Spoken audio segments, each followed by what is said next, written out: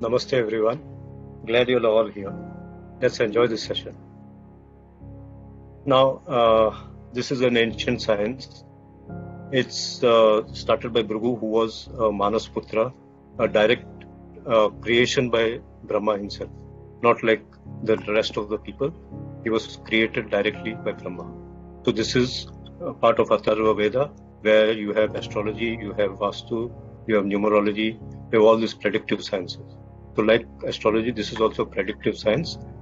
Unfortunately, it has gone to the backstage because the British had destroyed a lot of our records during their rule.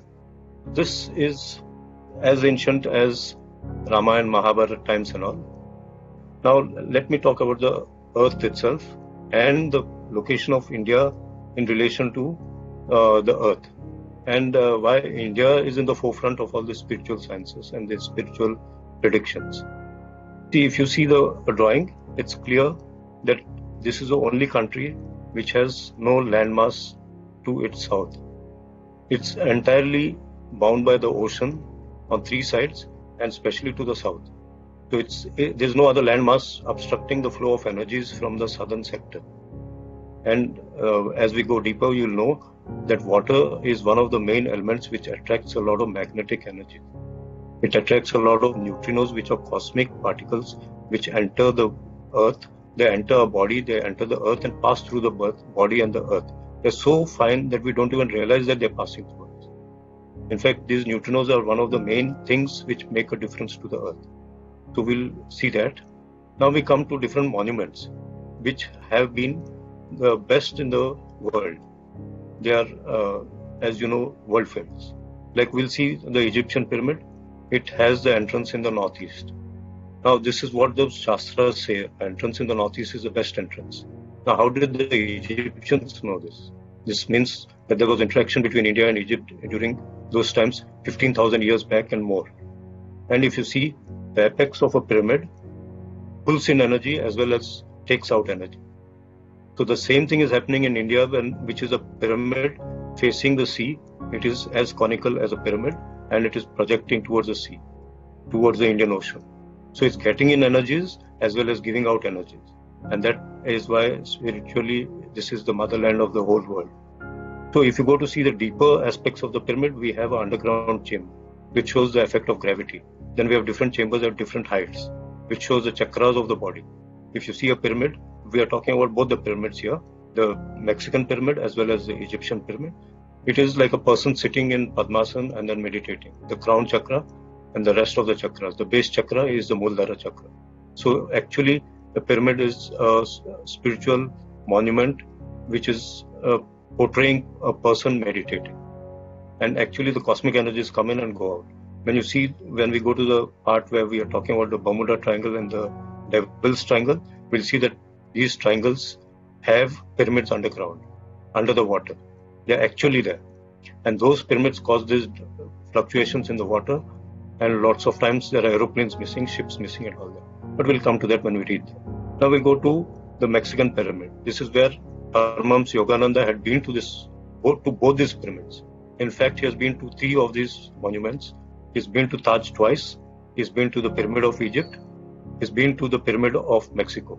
That shows how important these pyramids are, because a spiritual giant going to meet these structural giants, because monuments are also spiritual. So these places have had a lot of energies imbibed in them over centuries. So he actually climbed up the Pyramid of Mexico and he takes the lion pose there.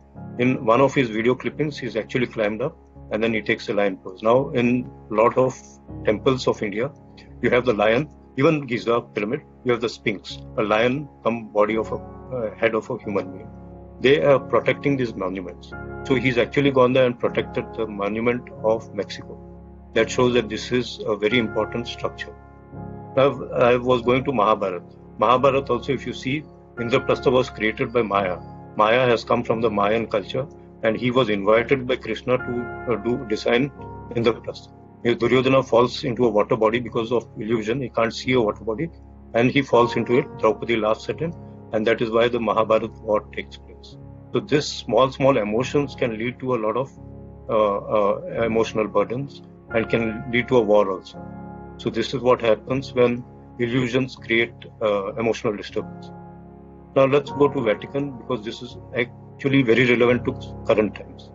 If you see Vatican, when the Romans crucified or got Jesus Christ crucified indirectly by not giving a verdict properly, the followers of Christ were relegated to a remote area in Rome. Now this small containment was on the west bank of River Tiber. Means the Tiber River was to the east of this small area. And this small area became more powerful, and the spread of Christianity happened because this river was to the east of that small settlement. And now it is one of the major religions of the world, in fact the largest religion in the world in current days.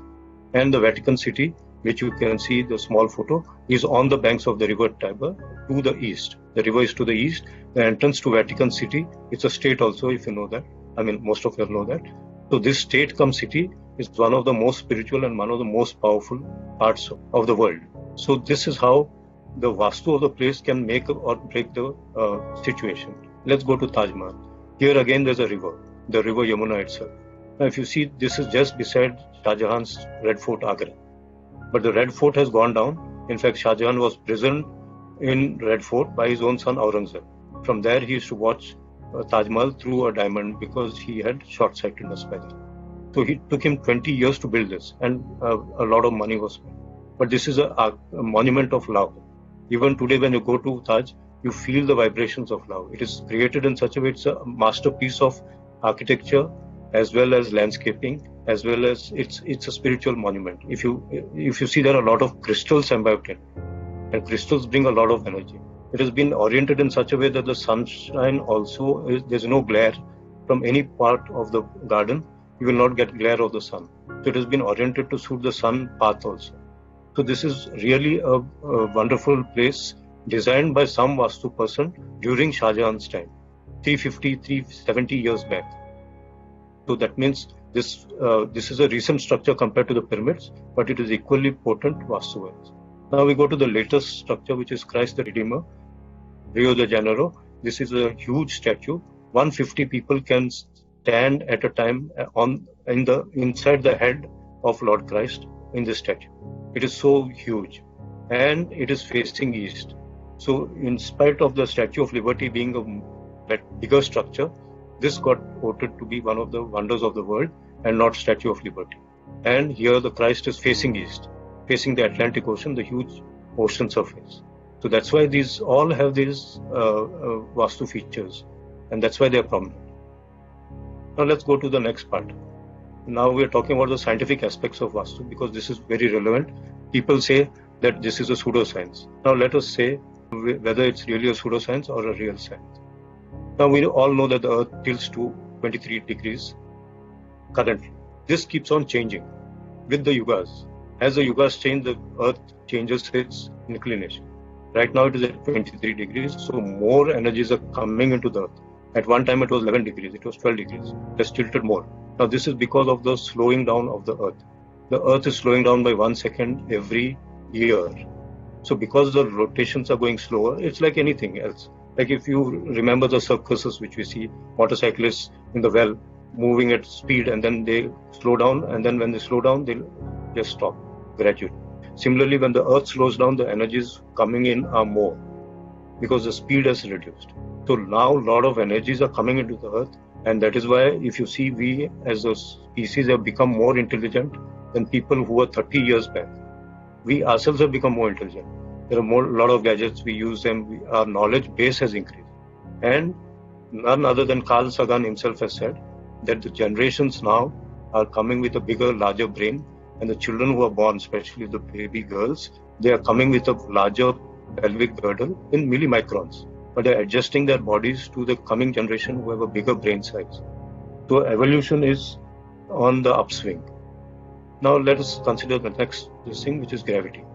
We've talked about magnetism, this is gravity. Gravity has a lot of influence on our attitude and our behavior. Now if you see even our own body, it's such a small body, the height is not much, but still there's a difference in pressure, blood pressure, because there's a difference in gravity between our head and the feet. That's why we have low pressure, tall people and all have more problems in terms of blood pressure and all. So this is very important. Similarly, when we are staying in different flats, the higher we stay, the more we become generous and all that. And people who are on the lower parts, like if it is office space and all, the lower peons and the lower people can pull us out of our complacency and can reduce our business also. So our thinking changes with the height. Like latitude is one of the most important factors, which is a part of Vastu. Now this is the current scenario which we are talking about. This shows a world map, and it shows lines, and it shows rectangles. Rectangles are areas, and the lines are showing the flow of energy. Now we all know that the earth moves from west to east.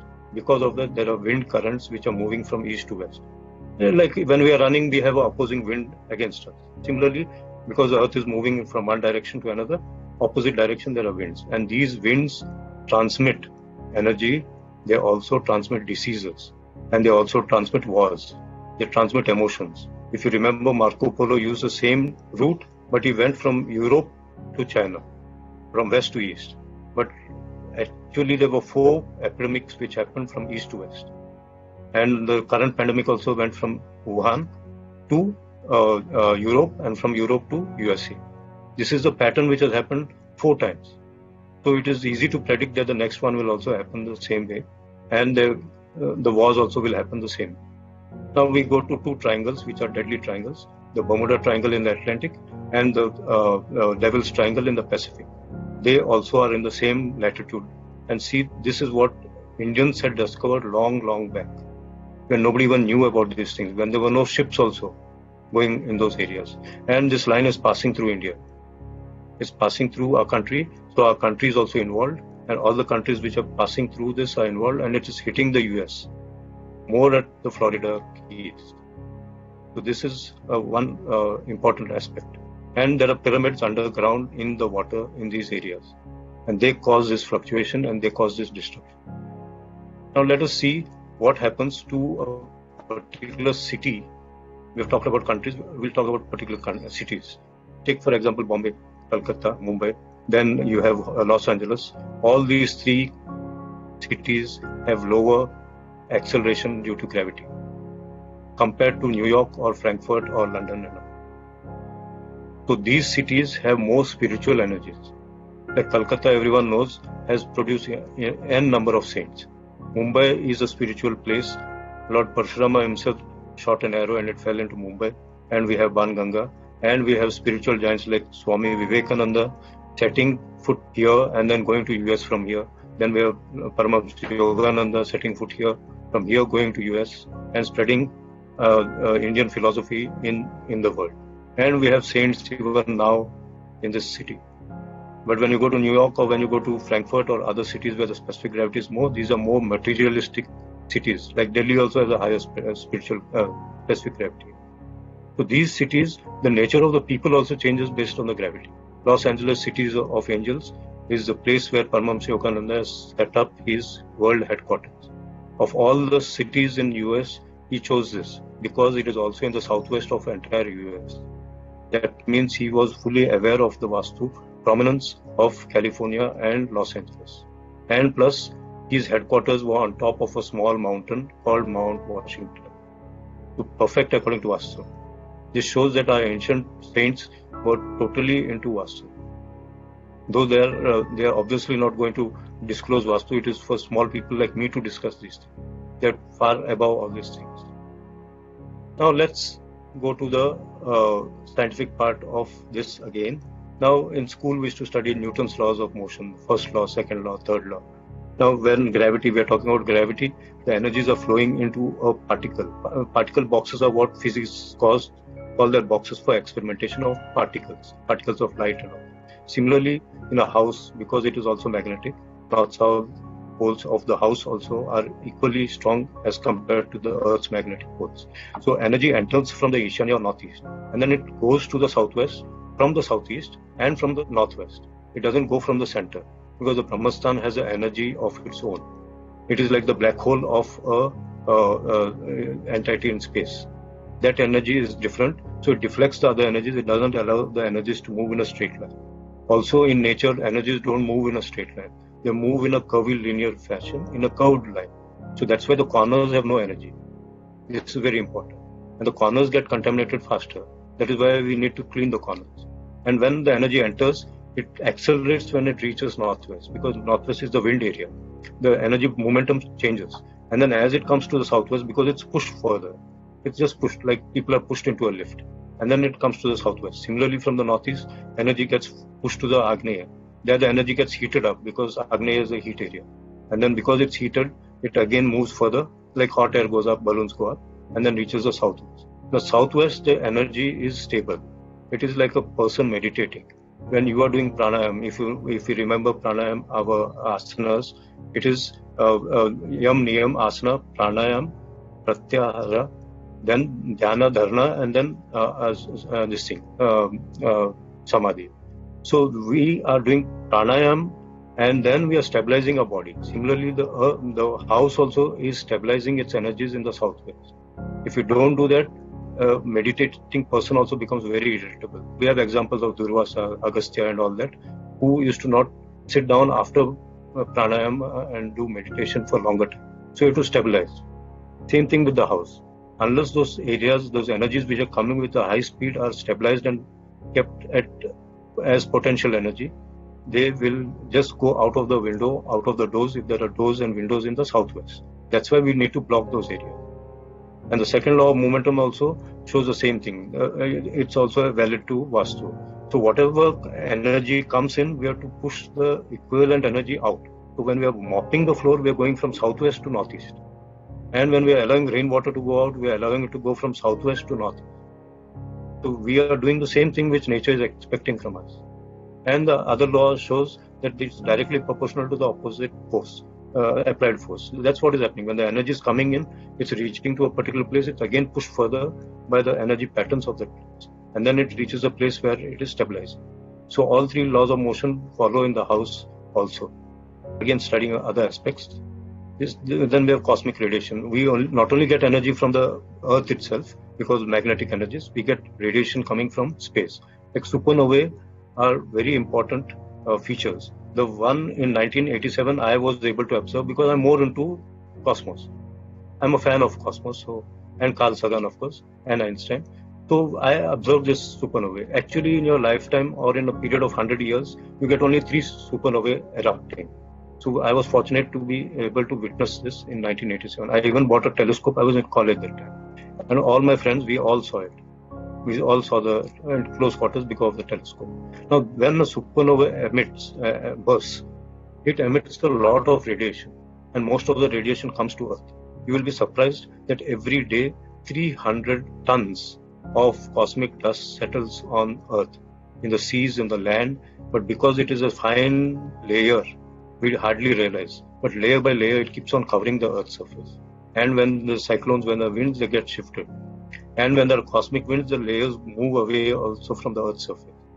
So this is all happening in cosmos, but because we are not attuned to cosmos, we are not aware of all these things. So all these energies come and hit our bodies, and they make changes in our body. Our DNA and RNA are changed by these cosmic energies. Recently as 2015, NASA scientists have made experiments at space conditions on Earth itself, but in space conditions, simulated space conditions, and they were able to reproduce RNA and DNA from space material.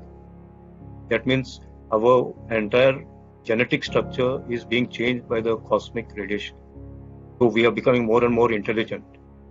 This is the signal that Dwapar Yuga is in progress, because the Earth was not moving so slow before, and so many energies were not coming into the Earth just 200 years back also. Now let us talk about other energies like light energy. There's a different energies like visible light because of the spectrum. Ultraviolet light is the least amount of light coming onto Earth's surface, because most of it is blocked by the sun. But even then, whatever comes to the Earth is a little more dangerous than the normal other lights, because this is the light which causes sunburn, but this is the light which also sanitizes. Infrared light also sanitizes. Now, if you remember, if you see the sun's position, which we'll discuss soon, the sun position creates heat in the house, and that heat and the location of the light makes you decide where your kitchen is. Because the kitchen is in the south side, and in the northern hemisphere the sun is to the south, that area and the northwest area, are efficient kitchens because they have ultraviolet light and infrared light. So they sanitize those areas, and that is why they're good for kitchens. So why we have kitchens there is a scientific reason. It's not just a hypothetical Vastu Purusha lying down on earth and then making us do all those changes. No. There are different properties of light which are again relevant to water.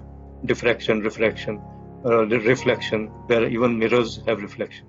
Einstein created an experiment which is very important, and this shows how space scientists or astronomers and quantum physics like Einstein are saying the same thing which the Vedas used to say, are still saying. Like Einstein blocked a particle of light, photon of light, between mirrors. Mirrors are used to block light. So this is so important. That's why we use mirrors in Vastus. We'll talk about Einstein. We block one piece of light and the other is sent into space. But when he makes changes on that captured light in the mirrors, the same effects are coming on the particle which is in space. So this happens to us also. If you have a property in New York and we have a property in India, and say like our daughter is studying in US, the effect of the house Vastu in India affects her there, and vice versa. The effect of her hostel or her room or a house in US will affect us in India. So space and time have no meaning actually. That is relativity of Einstein. This is how important science is, and that is what Vastu is. Now we talk about solar energy. This is what I was just talking about. Now in the northern hemisphere, the sun always looks in the south. We always see the sun in the south. This is observation. When we go to Australia or Chile or Argentina, the sun is in the northern side. It appears to be on the northern side. So when it is on the southern side in India and the northern hemisphere, the sun heats the southern sector. That is why we are blocking the southern sector. That is why the southern sector is not open. Simple. Otherwise the heat will be too much. And that heat with metal, we are using metal on the walls of the southwest. Because the metal is heated by the sun, the metal emits light. So when you have gold or when you have silver in your cupboard in the safe, those ions of silver and gold are spread into the cupboard, and the energies which are coming in, like E is equal to mc squared, matter can be changed into energy, energy can be changed into matter. So the moment energy comes and hits the southwest area and goes into the safe, that gold ions are increased because matter energy which is coming in from the northeast is getting converted into matter. So that means our consciousness increases and we start earning more. That is why the safe should be in the southwest. Similarly, the southern hemisphere, unfortunately, that is why you see the southern hemisphere is not as developed as the northern hemisphere, though the oceans are to the north most of the time. For Australia, the ocean is on the north. But Australia is dependent on China for its business. Australia as such, it's a little remote for others to really do business with them, except the areas nearby. But the southern hemisphere, whether Chile, Argentina, now Brazil is coming up gradually. But they are at least a few years behind the northern hemisphere in terms of development. Part of Africa, all that. This is all visible, we all know this. But we don't relate it to Vastu, but this is what Vastu means. Now lunar energy. Similar to the sun's energies, the moon energies also affect us because our body itself has water, blood, water. So we are affected by the tides, we are affected by the no moon and new moon and full moon. This thing affects our emotions also and affects our sleep patterns. Now, one of the most important things in a human body is sleep. Our requirement of sleep day by day is reducing because of the gadgets we use. But if we sleep properly, and this is where moon is important because moon actually is opposite to the sun most of the time. Because when it is night, that is when the moon comes up or it is supposed to be present there. And the sun, because of its strong radiation, reduces the gravity on the opposite side. On the sun side, in the daytime, the gravity is higher. At night time, the gravity is lower. That's why at night time, we are supposed to sleep. People who do not sleep in time at night develop a lot of gravitational problems of low gravity. When they wake up at night and stay awake at night, you are like an astronaut on moon. Your body becomes brittle, your sleep patterns go haywire, and you become sick. That is why nights are meant for sleeping. We go horizontal to the earth and go lie down because the gravity is low. And that is why we have meditations 5 times a day. The Muslims do namaz 5 times a day because of the change in energy patterns. This is very important. That's why the moon and the sun, we consider it rubbish. Why do we worship them? but they change our future, and our past also has been controlled by them. Most of the wars have occurred because of moon and sun energies. The sunspots create wars. Even the Bible has written, look to the sun for the sun signs to show war symbols. And it's happening. Now let's go to the next energy, which is sound energy. We all know the sound is called cosmic sound, and the different names of cosmic sound in different religions. We all know that. And the effect of sound is so powerful that it can pull down walls also. Everybody knows the biblical story of Jericho being pulled down by trumpet sounds. This is what sound can do. And it is very powerful. It can clean the earth. That's why we use gongs, that's why we use church bells, we use temple bells. And that is why namaz is, the call to Allah is done loudly. Because the distance the bell covers or the chant covers is the distance purified. Most people don't realize this because it's forgotten. Like when I was born and brought up in Goa. When I was a kid, the bells of old Goa used to be heard till Panjim town, a distance of 12 kilometers, 15 kilometers. We could hear it so far off because the pollutions were less. So all that energy, all that area where the sound travels by that particular bell is cleared. We use bell for even cleaning our houses, cleaning our crystals, cleaning our offices, everything. So this is a very strong energy which can be used for curing defects in Vastu also. Now this is wind energy. Now this is very important in terms of location of doors and windows. When you see, I'll take the analogy of a flute. When you're blowing wind energy through a flute, you're blowing wind energy through one aperture. And that aperture is again creating different frequencies of sound because there are different apertures size-wise and distance from the mouth. So you're getting different frequencies of sound. Means musical sound. That shows that wind is getting converted into sound energy. That is why it is important where you locate your doors. If you locate your door in the wrong place or the window in the wrong place, the wind energy converts the sound into ultra low or ultra high frequency sound, which can create headaches, which can create a lot of changes in our metabolism and make us sick also, and irritable and angry and disturbed. So we can't concentrate, then we can't earn money. That is why the whole family collapses and we fall sick. That is why wind energies were very powerful. And we saw how the energy patterns have transmitted even pandemics, brought pandemics into Earth many times, not once. This is why Vastu is so scientific.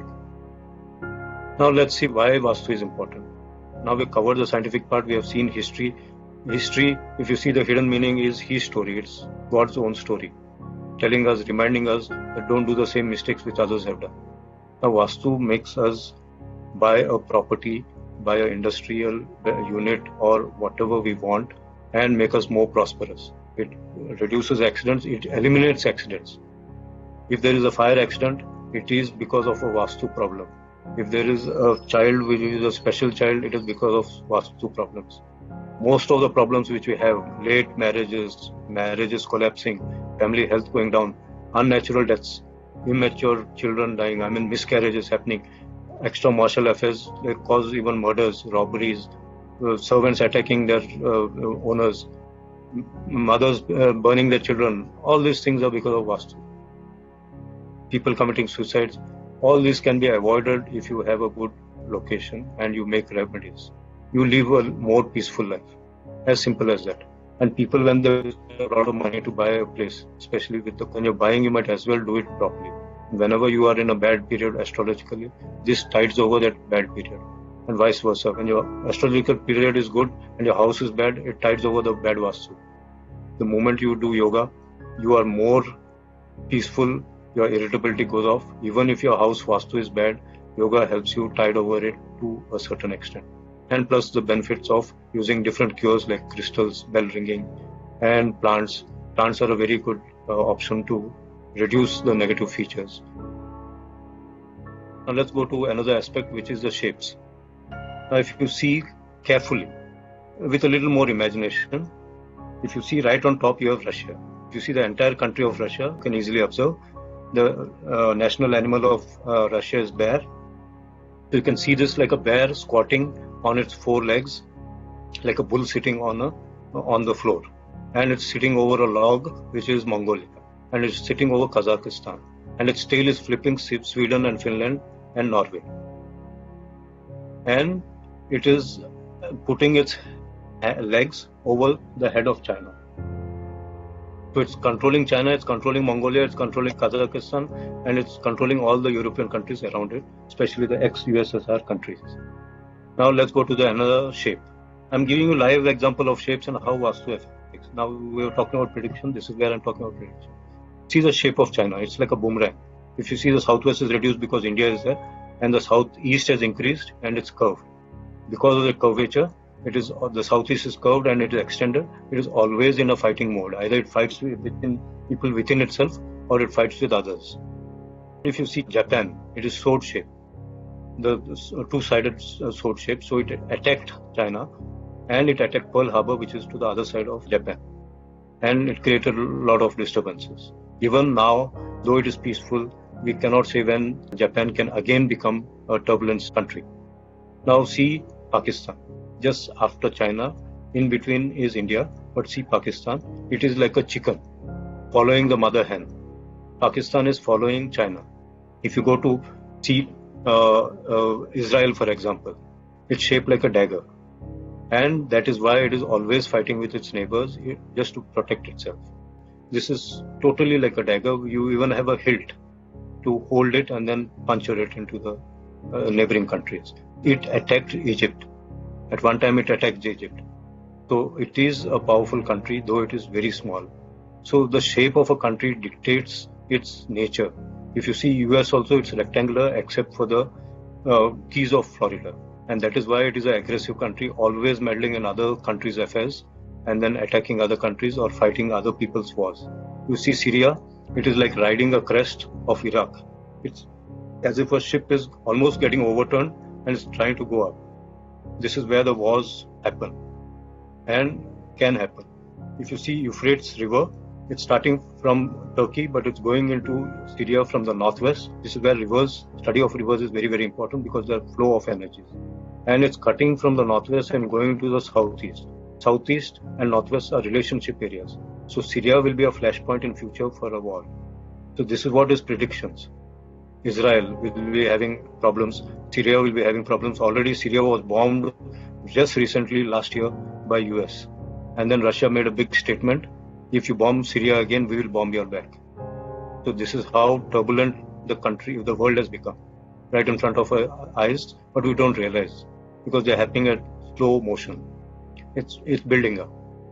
Now see India, for example. We consider it as Bharat Mata, so it looks like a goddess blessing the whole world. And then it is in the northern hemisphere, but it is to the south of most of the countries. Now this is very important because this is where Vastu plays an important role. The capital city of a country is symbolic of that country.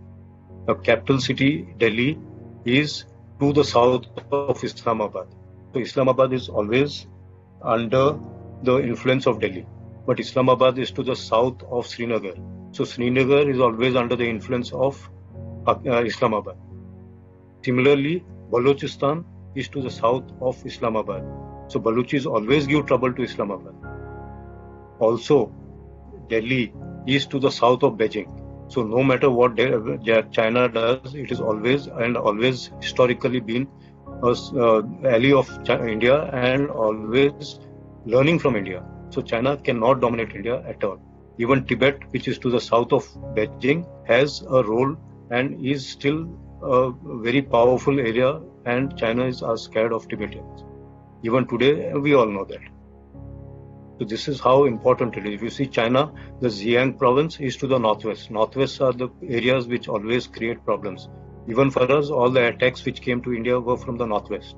When we had an attack from the southwest, the Europeans, when they came, they settled and ruled us for 300 years.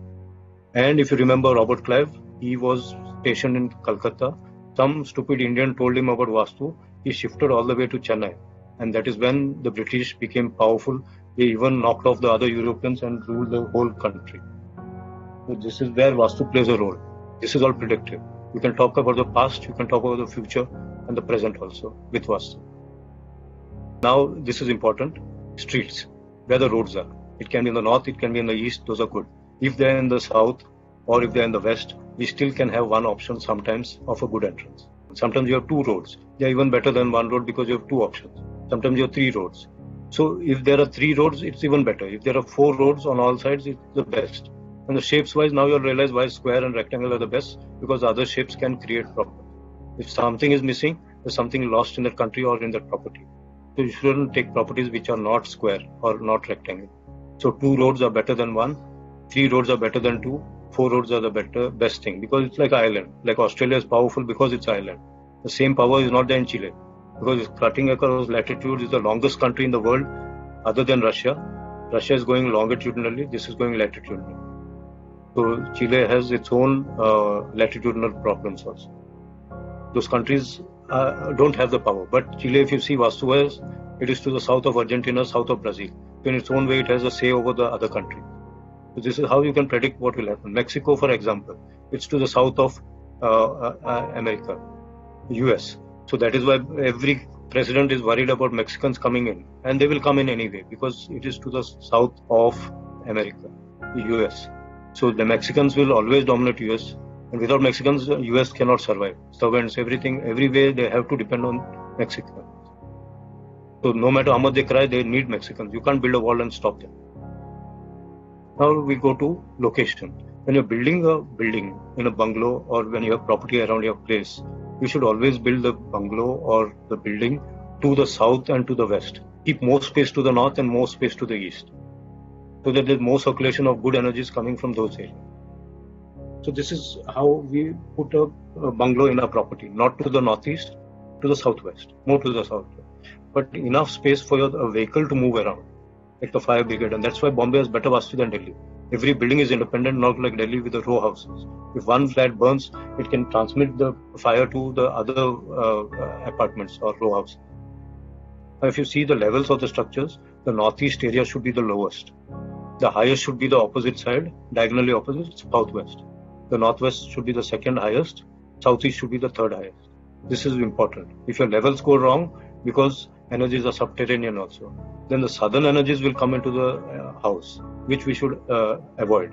We want the northern energies to come in more and the southern energies to be stabilized there. That's why the levels are very important. This is how we can change the Vastu of a place. By changing the levels even in the interiors in the flat. It is possible many times by using even false floorings. Now we come to the gates. This is very important. And we'll repeat this slide to give different perspectives. Now when we have a road in the west, we can have only one good entrance, that is in the W&W area, west-northwest. Now I'll tell you one simple thing. The west and east directions are predominantly affecting men, whereas the north and south predominantly affect women. Good or bad is a different thing, but they affect women more. That is why when you have northern energies coming in, there are more woman-oriented activities in that place.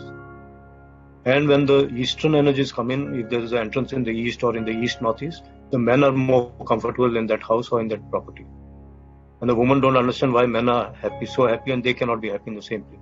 That is because of the energies. The energies are so intricate that they can differentiate between gender basis also. Not that they are biased, but that is how the energy is. Energy, if you remember or see Ardhanarishwara or even Lord Shiva, is male and female both in the same. So that also happens. You have energies separate for men and separate for women. It is so intricate. And when you, in ancient times especially, when a king wanted a baby girl to get married to a particular individual, they plan out in advance, and they plan the house in such a way that they give birth to a lady only. It is so intricate.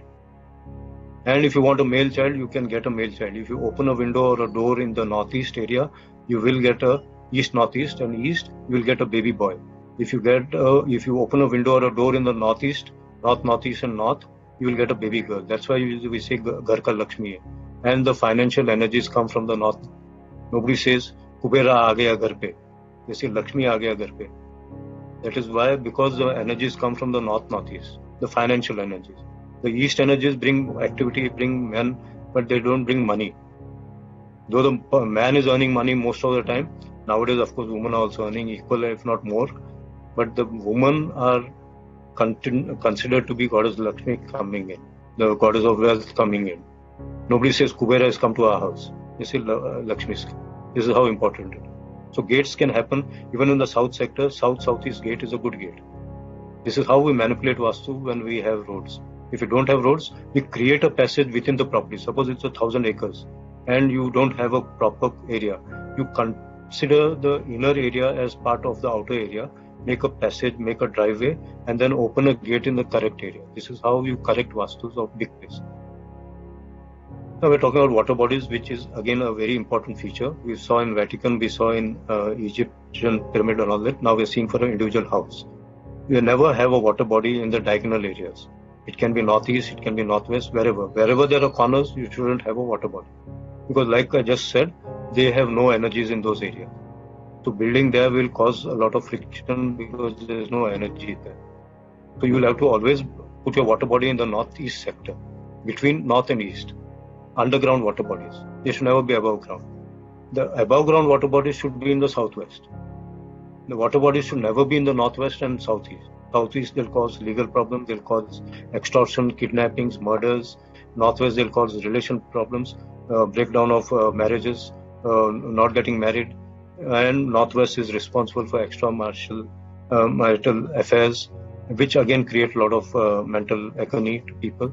So all relationships problems come because northwest and southeast, and they are extended because of water bodies. Water is magnetic, they absorb a lot of energies.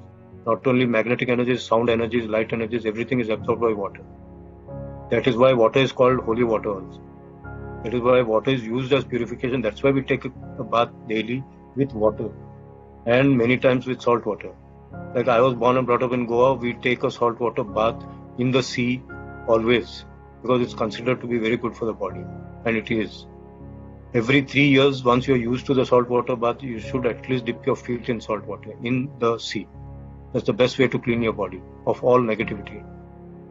So this is how, and we have overhead water bodies. Now this is diagonally opposite to what we just discussed. We should not have, a lot of people have a lot of wrong concepts about this. Water is in the northeast, so they take overhead tanks on the northeast, above the terrace, and then they go down totally. Water should not be on the overhead areas in the northeast. They should be in the southwest on the overhead, and underground should be in the northeast, because that is how magnetic energies flow. From the north, they flow above the surface of Earth, and from the south, they flow under the surface and go back to the north and complete the circle. So when your water body is in the wrong place, the energy gets diverted to those water bodies and doesn't allow water to move into the other sectors. It's common sense, plain common sense. That's why the water bodies are important. They can make or break the house. You build the house as per Vastu, but your water body is wrong, everything goes wrong. So each element it's like passing 10th standard. You fail in one subject also, you are 10th napas. So this is also like that. One element goes wrong, everything goes wrong. Now we go to rainwater flow. Like I just said, action and reaction are opposite. So when good energies are coming in, we have to allow some energies to go out also. So water should go out from the northeast, not from the southwest. If they go out from the southeast, it causes a lot of friction, a lot of quarrels. If it goes out from the northwest, again there will be a lot of frictions and a lot of unnecessary relationships, which is a headache after. In the beginning it might be enjoyable, but it's not after. And southwest to northeast is the flow. And the same way with mopping. We'll come to that later, but it follows the same thing of mopping to the northeast. So don't forget Newton's laws. They are applicable to everything on Earth. Of course, Einstein proved that they are not applicable in space. But we, in Vastu, we consider both space as well as Earth, because Earth is part of space. And this is why we shouldn't have roofs touching the compound wall. A lot of people, to make it cheap and to get one wall free, they build a structure with one of the compound walls as the main wall of the house. Everything goes wrong. You should allow energy to circulate, like a temple. You should be able to move around the temple. That is important. So you should be able to move around your bungalow or your building apartment. Now let us see where locations of different rooms should. In the northeast, you should have living room, dining room, children's study, not the bedroom, never the bedroom. Then you have a music room or yoga room or audio video room, home theater. Then you can have an entertainment area. You can have a mini bar which is movable just for entertainment and taking it back to the southwest. So all these things are possible in the northeast. But you should never have a bedroom, never have a kitchen in the northeast, never have a toilet in the northeast. Because simple, the northeast area should be the biggest room. It is osmosis. If you put a lemon in water, the lemon overnight it becomes swollen with more juice. The same thing with energy. If you are in a small lift and the lift is overcrowded, we all feel uneasy. Same thing with energies flowing in. If the room is big, the energies are diluted. And then they go into the room which is smaller with force. Because that is why the southwest rooms should be smaller, so that the energies move from the bigger room into the smaller rooms. That's why southwest should have bedrooms and northeast should not have bedrooms. And kitchens. If you have kitchen in the northeast, all your energy gets burnt and you become a living dead person. You actually die premature because of a lot of diseases. So servants' room should never be in any other area except the northwest. Sometimes we put in the southeast, but never have a toilet there of them. As far as possible, southeast. Of course, in flats we have no option. But if you're in a bungalow, don't give the servants stay in the southeast area because they become quarrelsome. If they're elderly people, they'll even murder them for money. I'm not saying all servants are like that, but the tendency changes because of Vastu. People's tendencies, their emotions change because of Vastu. Famous example is Vikramaditya's throne. Everybody knows that story. The moment he climbs up the throne, the mound where the throne was buried, he becomes very lofty, he becomes very generous and all. The moment he gets down from that lofty area, he becomes a normal person, irritable and all negative habits. Same thing with us. When we're in a wrong room, when we're in a wrong Vastu area, you might be a very good person, but your attitude changes. So we can't blame the people, we have to blame the Vastu. So don't blame your spouse or your children for your problems, blame the Vastu aspect. Now where we should have, what we should have in the northwest. We can have a kitchen. The second best kitchen is in the northwest. Meter room. Sometimes it's an industry. The meter room should be in the northwest. Best is in the southeast. Then you can have your powder room. You can have a small prayer room if you are the type who prays for 2 minutes and rushes to work. You can have your children's bedroom, the younger child's bedroom. And you should keep your children who are of marriageable age there because then they get married fast. Children who have to go to college or to study abroad, they should be there so that they can go out and study and they get chances to go out faster. If the children are in the southeast, they become irritable. But which children can be put in the southeast is the elder children, can be because by then they've crossed their emotional teenage period, they can be there. Or children who are docile, who are more timid and who need to be a little aggressive, that aggressiveness is created when they come to the southeast rooms. You can have that as your parents' bedroom also, but never as the guest bedroom because the guests will not leave and they'll start quarreling with us. We don't want quarrels in our own house. Now, the southwest is the most important room for the master of the house, not the parents, because they shouldn't have the burden of running the house financially.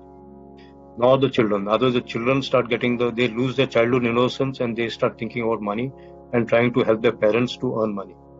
So we shouldn't impose adulthood on children by putting them in the southwest room, nor on the parents. The parents have already worked hard for us. It is time for them to relax and enjoy life. So only the couple who are the owners of the house should be in the southwest. It's very clear. This is where a lot of confusion comes. My parents are elder than me, so they should come and stay there. We want them at 70 and 75 and 65 to still think about your finances. You should give them a break. You should be in that area and think about your own finances. This is the best place for your steel cupboards. The only place where you can have steel cupboards is in the southwest, nowhere else. Remember the sun's heat. It gives out ions, and those ions in the negative place attract a lot of energies, short circuit the energies from going to the southwest. Unless the energies reach the southwest, there will be no financial benefit. There will be no health benefits. Southwest is so important. It is like the Muladhara of our body. If the Muladhara is not based properly, our entire body becomes weak. Our skeletal system becomes weak, our bones become weak. So don't think that chakra is not needed. It's the most important chakra for even your spiritual. Even if you want to sit in Padmasana for 12 hours, your Muladhara should be strong. Otherwise you can't sit. You'll be very restless. So this is why Southwest is very important. Every sector is important, not that other sectors are not important. So you can have storage, you can have an office of the bedroom in this thing. Now this is where Paramahamsa Yogananda used to sit in his small school in Dika. He had a room in the southwest, and it's not allowed the children also inside. This is where yogis sit for long meditations. You can't have long meditations in the northwest room. You can't have in the southeast room where it is irritable. And in the northeast, you get too strong energies to actually sit for long time. 1 or 2 hours, it's okay. In group meditation, it's okay because that balances the energies. But you're meditating alone and you're meditating long, it should be in the southwest. The liquor bar, if you're doing a restaurant or bar counter, that should be in the southwest. So it's like that. This is, in short, the room locations. Now, this is a very important aspect. North and east, the northern bisection towards the eastern side, you shouldn't have any toilets. Wherever they are wrong. Even Brahmastan should not have a toilet. Simple. If they're there in the northeast, they'll create a lot of health problems, including diabetes, blood pressure, all the problems, Parkinson's, everything comes in. If they're in the southeast, there'll be innumerable legal problems. Cheating by your own staff, by your own relatives, quarrels with your relatives, quarrels over properties, murders, everything. Brahmastan is bad. There can be even bomb blasts. I even mentioned to Centaur Hotel, that time it was Centaur, Airport Centaur, that they will have a bomb blast there. This is where predictivity comes in. I told them before the bomb blast of 1993. But because it's a government, semi-government thing, they couldn't change it. Though the AGM was my friend. Changing a swimming pool is not easy. And the same thing happened to Juhu Centaur, which also had a swimming pool in the south, almost in the Brahmastan, of the entire property, not of the building, but of the entire property. And then Centaur caught fire also. And there was a bomb blast in Airport Centaur. So you can predict all this, where the terrorists can attack, because they are attracted by such buildings. Negativity, you can even say that ghosts also attracted to negative houses. And you can remove them by creating positivity, bringing positive energy into those houses. And I've done that also, so I know I'm talking from experience. This is where meditation comes in. If you're strongly meditating, you can request them to leave in a nice way. They leave. They are also human. They were human, ex-humans, you can say. They were also human. So the good toilets are in the northwest, the best toilets are in the southwest. The northwest toilets, there's a little problem in terms of floor levels. They should be equal to the floor around them. Southwest, the floor should be raised. The moment you have southwest toilets, you become prosperous. But the southwest toilet shouldn't have sunken floor. Then health problems come. That is why the floor levels are also very important. This is in short about toilets. If you remember this much, you'll never go wrong in your house selection. It's very easy. There's nothing complicated. And that's why drawings are easier to remember. If you have a lot of pros, you don't understand, you don't remember northeast, southeast, that and this. But one drawing, it makes everything clear. Now we're talking about staircases because this is very important. Staircases sometimes have water tanks. Sometimes we shouldn't have water tanks even though the staircase is good. Now all the correct ones are shown here. The wrong ones are shown as wrong. So you should not have a staircase in the northwest sector. Because generally we have a water tank over there. And you're making a cutout in the wrong area. Cutout means you're cutting through different floors. Staircase obviously has a cutout because we are walking up and down different floors. So that is wrong. And in the southeast, it will bring legal problems. In the northwest, it will bring relationship problems. It can even make that mall or that building empty. Very few people will be staying there. And whoever is staying will have quarrels and will be fighting. West, if you have a staircase in the west, there will be accidents. West is one of the most dangerous entrances or a staircase area. Cutout there is bad. Water tank over that is even worse because the water element increases the energies and they flow in the negative area. So these are all important. So you have a cutout in the west is very, very bad. You can definitely say there will be accidents there. And I'll give you an example. One of my clients, wrong back. This is almost 20 years back. So we were new that time. We didn't know. We are still friends now. He didn't believe that the gate, a small thing like a gate, can affect his this thing. I told him this is an accident-prone gate. You have to shift it. And he had the option of shifting it to a better place. But he didn't take that option. He took his family and went to one of the holy temples in Himalayas. So he took a rental car with the driver and then they went. They had a major crash. Major crash means the car was smashed. Luckily, fortunately, by God's grace, nothing happened to them. He finished the darshan, took another vehicle and finished the darshan, came back. And then the moment he came back, he called me over and then he told me all this and then he got the gate changed. Sometimes people have to go through that pain and that experience and then they learn. This is unfortunate, but this is a fact. People don't listen when you tell them directly. This is where karma comes in many times. But Vastu can change and then help you out. And this is where God's grace can help, where a guru can help. This is where karma can be modified. It's obviously God's grace that he and his family were saved. Now the good staircases, north staircases are all good, provided you don't have a water tank over them. Even the eastern sector, the north staircases, the lift areas are good, provided you don't have a lift room on top. If you have, it's a big complex, then you can have. If it's a small room, it's better to have a hydraulic lift with a lift pushing in and out from the bottom. When you go into designing, this is more important. West northwest, you can have a cutout because that is a good area. Like if you remember, the entrances from west northwest are good. Similarly, west southwest and south, you can have a staircase because on that staircase you'll be putting a water tank. The best is to the corner, whether it's south. Sometimes the magnetic axis tilts many times. That is why you have to judge based on the magnetic axis and not just by the direction like south and southwest and all. So sometimes it can be west southwest also. So all those are good for staircases. So these staircases can make or break the entire building. So they are very important. It's not something where you can break and then rebuild so easily. There are structures where I've seen them being done, but then it's an expensive affair and weakens the structure. Ideally, we shouldn't break this thing.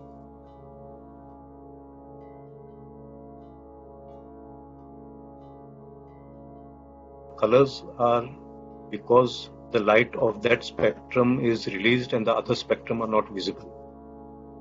If you see, even in cosmos, violet light, red light, if you're talking about Einstein's this thing and all that, red light is a light which is moving. That is how we know that the cosmos is expanding, because a red light shift is happening. You can see when you're seeing through telescopes and all, you can see the red light is moving. And when you take supernova photos also, you have photos taken from different angles. The red light is from Earth. Where the same photo when you take from space, it becomes a blue light. The same thing will look blue because you're already nearer and you are nearer the place, the object, so the wavelength is shorter. So this is how important the whole cosmos is because of light. Even if you see the Bible, let there be light and there was light. So these are very important. So if you are talking about a house, you can't do many vastu changes, but you can change the painting of the place, and that helps. And this is where the interior designer and architects play a major role. They can bring havoc into the house or they can bring prosperity into the house, knowingly or unknowingly. British Airways changed the colors of their flights and they went down in business. So this is very important. You choose the wrong colors, the vastu is good, the place will still go down. Like you should never choose black. Black, the hidden meaning is also lack. It absorbs all the radiation, all the energies, all the sun's heat. It absorbs everything like a black box of the aircraft. The black box is important only when the aircraft crashes. So black brings lack. Greys are not good. When you're old and grey, it's not just a saying, it is a hakikat.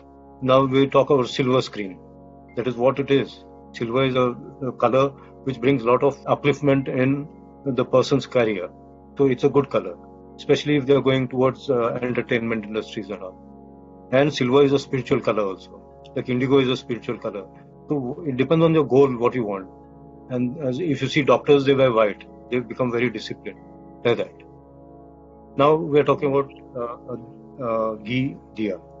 Now when ghee is burnt, all those ions spread all over the house. In fact, when you're doing tratak, this is very important. The ions of ghee go into your eyes. They improve your eyesight. That is why tratak is so important. That is why the holy fire, even if you see the Parsi religion, holy fire is very important. For all our rituals also, even marriages we do with fire as a witness. So this is very important. Similarly, incense is used. We all use it, karpur and all these things. Even to the extent of burning cow dung to remove mosquitoes is being done, was being done by the rural people. So you use different materials and then you purify the energies of the place. And these were done since ancient times. It's not that we are suddenly discovering them. But these are temporary measures. Please understand that these remedies are temporary. They are not foolproof. After a certain time, because the energies are so strong and they keep on coming in, these remedies don't work long time. But short term, like 1 year, 1.5 years, these can be used. Suppose you're in a rental place, these things help. But long term, you cannot keep on repeating using them. The effect of the negative energies come in. But short term, these really help. We go to the other remedies. Light. We change. This is where color comes in. Now, suppose my toilet is wrong. So a light bulb in the toilet which is negative, it reduces the negativity of the toilet, improves your health, So green is a good color financially as well as clearing bad energies. Violet is the best color for cleaning energies. Obviously, you don't get violet bulbs, but you can cover the bulb with a paper of violet color to give out that color. Crystals are used because crystals are used even in Taj Mahal. Crystals come from the earth. And for your knowledge sake, crystals are even in space. Crystalline objects are even in space, all over space. So it is so important and it's part of space. And that is why those things can clear out energies very easily. We bury them in the soil because they are from the soil. Wind chimes are another way of purifying the negative wind energies coming through your negative door. Pyramids are stuck to the door frame or they're kept in different places to energize those places. So these are remedies to reduce the effect. But the best remedy is to change your interiors, is to change your door positions and all that. And if that is not possible, the best remedy is to run away from that house. Even Bruce Lee says, if you are out of your place and somebody attacks you, just run away from there. Don't try to improve something which cannot be improved. You can't fight nature. Best thing is to humbly accept it. Don't swim against the tide and tire yourself. There are better things to do than just staying and fighting it out against nature. Just be humble enough to accept that this is not a good place and shift to a better place if you can't do changes. If you can do changes, go through them. Of course, you also need to be very careful about one thing. I'll give you a small example. N.T. Ramarao died within 1 year of getting his Vastu done. There are a lot of fake people in any business. This is also business. People know there's money, there's fame in this, and everybody joins in without knowledge in it. And then they spoil the future of a lot of people. I end up doing Vastu for people who have already done Vastu through somebody else. This is unfortunate because people just jump in without having any base in this field. And that is why you should see the track record of the Vastu person before asking somebody to do Vastu for you. Don't take advice from newspapers and from books. It is like me. This happened to me. I went to, I think, Lucknow. The doctor was a landlord of a property which I rejected for my clients. The doctor was hoping that I'll select it, but it was not worth selection. So he became very hot-tempered because of that, because I said no. He started shouting and screaming. I was just patiently listening to him. But I know he was frustrated. It's not his fault. Then he said, what do you know about Vastu? You have not written a book also on Vastu. And I've read books and I've done these changes. I said, yeah, you're right. You've read a book and this thing. But doctor, tell me, if I read a book and operate on a patient, will the patient survive? I just read a book and then operate on him. Vastu is like that. You can't read Vastu and then start doing Vastu. People do that. That is wrong. It's not a Google subject where you Google and then get information and do it. This is energy which can kill a person. You should respect that energy and not play with it. So that's very important. It's like killing a person because you can't be a doctor just by reading books. You have to have the practical knowledge. Again, these are different remedies. They also help. Especially salts have been used since ancient times. And when I am a biker, when I go to Ladakh, I actually eat salt from the mountain. The mountains are made of salt, parts of the mountains, streaks of salt. So everybody stops the vehicles and then tastes the salt. So the Himalayan salt is one of the best salts for all these things. There are different types of salt. The sea salt is also very good. Especially the rough salt is better than the soft salt. But let us remember one more thing which is very, very important. In case of a nuclear attack, it is the iodine content in salts, especially the iodized salts, which should be consumed before there's a war, a nuclear war. Because the radiation is reduced by having iodine in your salt. This is how important salt is. So don't underestimate. Your entire food also is not tasty if there's no salt. You clean your body, you clean your house. There are different ways, but salt is one of the methods of cleaning your house. Even your toilets are wrong, keep doing this, they will become better. But it is a fight against nature, so you will get tired, nature will not get tired. Best thing is to go to a better place. That's the easiest thing to do. Bell ringing is one of the main ways we can reduce the negative Vastu in your place. We take a small bell if we are doing in the house. See, in a church or in a temple, there are a lot of people and then we are using a string or a rope and then ringing the bell. So it's easier in that sense. It's not so easy, but when you're doing the cleaning of a house, you use a smaller bell because you're going around the entire house and your hand starts paining. Then you stop doing it. You'll do it once or twice. That's why though people recommend heavy bells because they are more sharper and more clear. I don't recommend them because people stop using them. It becomes so heavy that they just do it for 1 or 2 days and leave it aside. So take a small bell which you know you will be able to use every day, because this has to be done every day. And always, even when you're doing salt cleaning, even if you see martial arts, because I'm a martial artist, when a sumo wrestler goes into the arena for a fight, they throw salt as purification. So salt is very important, and you throw salt in different parts of the house and then sweep it out. Now this is where there is a lot of controversy. Please do not keep the salt overnight on the floor. Sweep it off before sunset. That's why the timings are important. Do it after sunrise and sweep it off after sunset, before sunset, and throw it in a dustbin out of the house, far away. Don't throw it in your own dustbin because it's collecting a lot of negative energy, and it's recirculating because it's in your own dustbin. Even if the dustbin has a lid, don't forget the atoms, the energy flows even through our body and through the earth and goes out the other way around. So we're talking about X-rays, gamma rays and all that. So it doesn't mean that a lid will stop it. Even a nuclear reactor has a 3-meter wide concrete wall on all sides to prevent the energies from going out.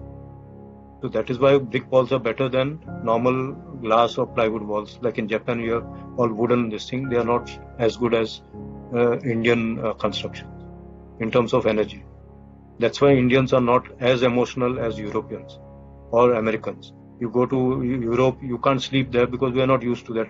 You get noise when people are walking to the bedroom walls. They are not noise proof because they are not made of brick. Similarly, aromatic candles we use a lot. Like suppose you want lavender essence, you get candles of that thing. You get rosemary, you get different candles. You can use them for a long time. They really help. Especially if you want to meditate for long or if you have health problems, candles really help. Or you can do burning of twigs. Like we all when I was a kid, we used to all burn neem leaves and neem twigs, dried ones of course, in the house and take it all around the house. Mosquitoes die off, mosquitoes run away. Even now in our 5-star hotels, because I have the 5-star background, my brother, my father, they were all in Taj. Before twilight, we chop off the tips of lemongrass and different plants which are mosquito repellents. And because of the smell, the fragrance and the spread of that aromatic compounds, the mosquitoes do not bother us. Even there are certain plants, the fumes which remove fungi from the walls. There are plants which reduce the incidence of rats also. The plants can do anything. And of course the twigs, when we burn them, like camphor. Camphor comes from plants, from trees, camphor trees. When you burn, of course sandalwood is too expensive to burn just like that, but we still burn sandalwood when we are burning a VIP body and all that. So sandalwood is one of the best ways to purify. So all these things are actually being done by generations of our ancestors. They never had candles and all. But nowadays when these facilities are there and people use it, it is good. It's not bad. It's better than not using them. And they really make a difference. Now mirrors also. Mirrors have an effect. Like I told you, Einstein was able to block energy from flowing. Mirrors are blocking energy. And mirrors are silica. Silica is all over the cosmos. Water is all over the cosmos. Now scientists, what Indians used to say before, now the scientists have started proving, because they have found hydrogen and water molecules in space. That means we can have life in space. I'm a plant scientist. Our experiments are going to such a high level in NASA and all that we in future will be growing plants in space for feeding the people who are in space. So in future we don't need to worry about our food requirement. Now this is very important, though it looks like Jadu Wale ka kaam hai. This can make or break your Vastu. If you sweep from northeast to southwest, no matter how good your Vastu is, everything goes for a toss. And this is where a lot of people have problems because the servants don't listen to them. The servant sweeps the way they want to do it. And this is that same Newton's law of action and reaction. When energy is even a dam, when you don't allow waters to flow out of the dam will burst. Similarly, when you don't allow the negative energies, like a nose, you have two nostrils. The good air goes in and bad air also comes out from the same openings. So don't expect a separate opening for the negative energies to go out. They have to go out from the same openings. It's a two-way process or a two-way traffic road. So all your negative energies like your sweeping and mopping should be done from southwest and in the northeast, go in the same flow of motion, from southwest to northwest and then to northeast, and from southwest to southeast and northeast. And don't directly go diagonally across. Come gradually to the Brahmastan and do it and take it from there. But don't directly sweep diagonally from southwest to northeast. This is very important. So this is important. If the servant doesn't listen, please fire the servant and use another servant, because the servant can cause serious financial damages to you unknowingly because of the stupidity and the stubbornness. It's like the Arab and the camel. The camel rules the tent. So this is very, very important. You do everything perfectly according to Vastu and you don't do this. If you do this the reverse way, the energies don't care for your Vastu. They go by what we do daily. And this is very important. Now I'll tell you one real life example. When I went to Trivandrum to work on my client's property, he introduced me to another friend of his. I, of course, don't have his contacts now. This was almost 20 years back. This guy was trained by Scotland Yard to identify criminals. Like suppose there's an identification parade, and of course he's not there physically present with them. He's in Trivandrum, and this guy is the cops force those guys who are in the identity parade to talk to him on the phone. And when they're talking to him on the phone, each individual out of the entity of say 10 or 15 people, he scribbles while listening to the phone. He scribbles with his own hand on a piece of paper. And by that scribbling, he comes to know whether that individual is a criminal or the other one is a criminal. He is so well guarded that there are cops around his house 24 hours. Because many people want to murder him, because the criminals want to murder him. Because he can easily identify the correct criminal. And this is a training given by Scotland Yard, means it's a scientific thing. Now, I was trained for a small period of time by Scotland Yard, so I know how efficient they are. So he actually scribbled when I was talking to him. I was sitting in front of him. And when he was scribbling, he told me that a tile in my living room in Mumbai, in my flat, now of course it's repaired and that was long back, that was loose. And by scribbling, he said that. Now, how does he, I'm a stranger to him, how does he know that my flat has a tile and that too in the living room which is shaking? This is how deep science is. Now that I'm in this NASA thing, I'll tell you one more thing. Scotland Yard. NASA and Scotland Yard and the courts will agree evidence given by plants is given as concrete evidence. When a murder happens in front of house plants and they see the murderer murdering somebody, they register that fear. And that fear is replicated when that person is seen again. And there are instruments to measure the emotions of plants. And if the measurements go correct and they identify and they get scared of when they see the person again, they identify by making those people potential criminals walk in front of the plant. And the plant, the measurements, the instruments show measurements of excitement and fear. And then that person is identified. So a plant can even put a person behind bars.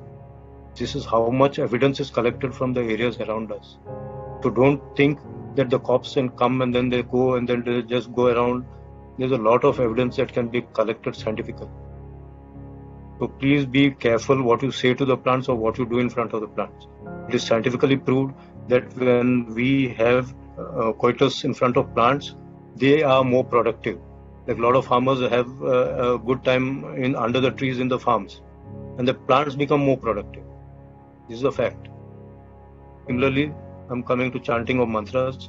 My personal experience, my mentor, Swami Krishnanandji, has told me to listen to Bhagavad Gita. It takes 3 hours. When I'm walking, I'm a long distance walker. The first thing I do when I'm walking at 3 o'clock in the morning is listen to the Bhagavad Gita. In 3 hours time, by the time it is over, I finish at least 25 to 30 kilometers. That momentum in the morning with the Gita chanting makes you intuitive. You just put it on, you might not understand even 50-30% of the Sanskrit slokas, doesn't matter. Just that sound going through, gradually you become really intuitive, you become very spiritual. You just try it out. It comes only by practice, by experience. Similarly, Gayatri mantra is very powerful. There are so many mantras, Mrutyunjay mantra, so many mantras we can play, and I've used it in my clients' restaurants, in places where we had problems, where we, despite doing Vastu, sometimes there are negative energies because people do black magic also. Especially nowadays, that's the trend. So to counteract that, you have to again go into mental cleansing of things. Meditation, staying in those rooms or long distance meditation, yogic cleaning techniques are there. Like even pranayam techniques like Bastrika cleans the area totally. This is what saints do. And there are Vastu cleaning techniques which are used mentally. And I've done them for so many years.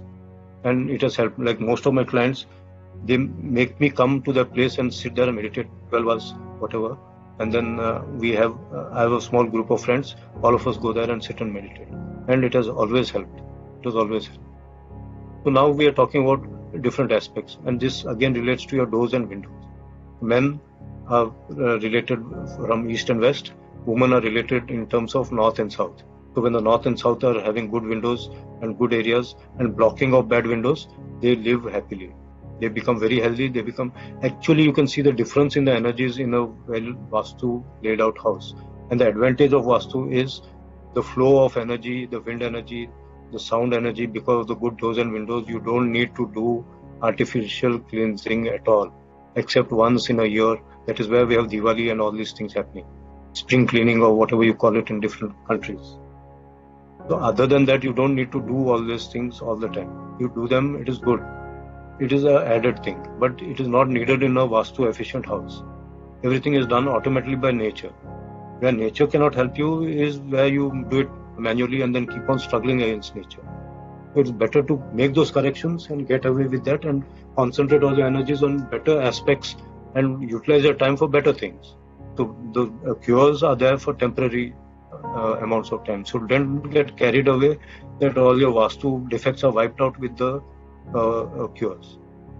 It is like allopathic medicine. You keep on having the medicine and the doctor keeps on keeping you alive. It's like that.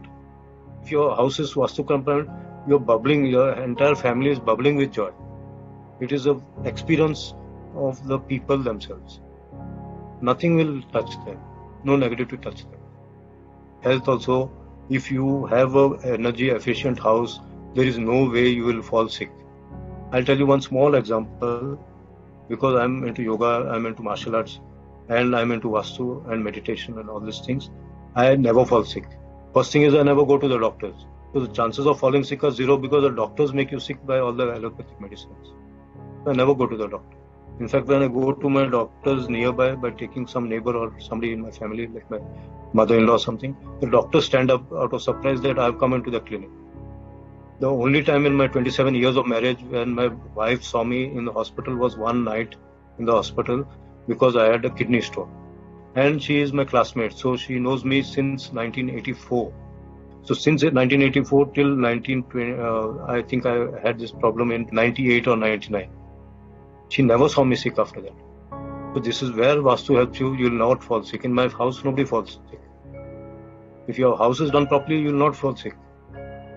Your body is meant to continue perpetually in a good health state. We don't sleep in time. We go against our nature. Then things go wrong. And Vastu also. The next one, wealth.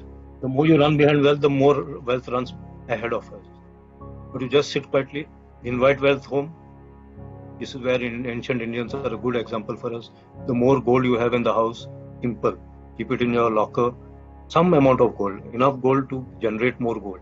Like attracts like. I don't know how many of you all drink cold water. Keep one coin only for drinking cold water. Boil it in water, keep it immersed in water and boil that water. Make it half, evaporate it so that if it is 2 cups, evaporate to 1 cup or 1 glass and drink that water. You really become healthy and your body becomes golden. Yogis who are into long meditation and who are really highly God realized, their body is actually golden in color. So gold is one way of attracting. Keep at least 1 gold biscuit. If you can't afford that, keep a silver coin. Keep something of the valuable metals in your safe in the southwest. If you don't have a safe, put it in a small container. If you don't have even that, put 6,000 rupee notes. Nowadays you have 2,000 rupees notes.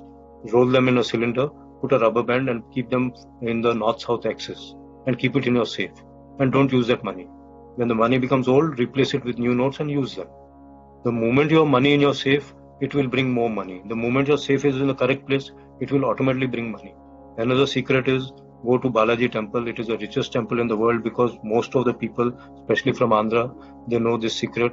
The more money you put into Balaji's donation fund, into the hundi, the more money you get. There's simple ways of getting rich.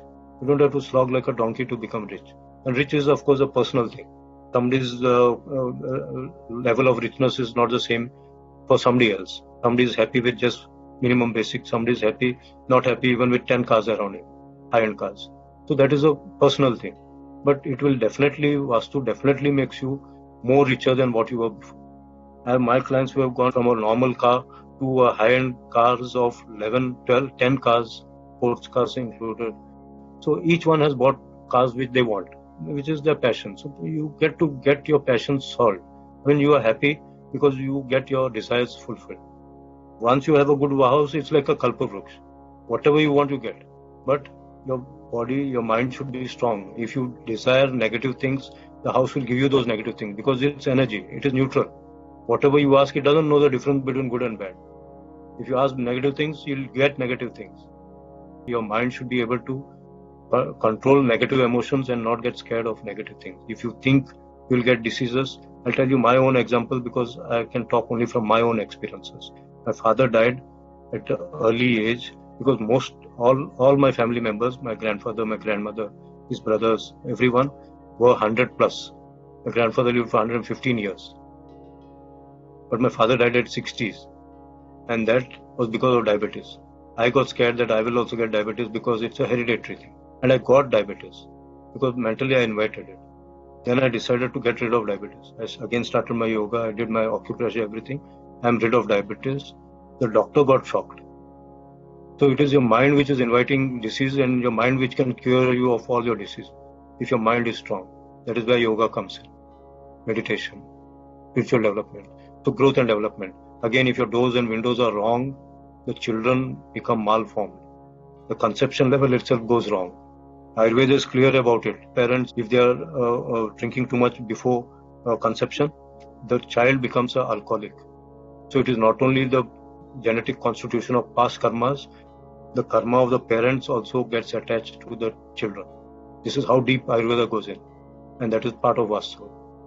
Vastu, Ayurveda, Yoga, all these are related. You can't do one thing and then expect those results not to happen. So karma is not only what we have from past incarnations, it can be added on to us as the bandwagon to us by even our parents. So wherever you're born, that place gives you more energy. This is where Vastu comes in again. It's like suppose I'm born in Hyderabad, I'm just giving an example, I was not born in Hyderabad. Then when I go to Hyderabad, I'll feel more energetic, I'll be more stronger, healthier. That's it. Because the place where you're born is very important. Because you're astrologically supposed to be born in that place. This is where astrology comes in and Vastu comes in. The effect of the place. So if you're working there, you're staying there, you will prosper better. Or you keep visiting your native place. This is where we all need to do that. If I'm born in Punjab, Ludhiana, I need to go to Ludhiana frequently. Then it helps me in my business.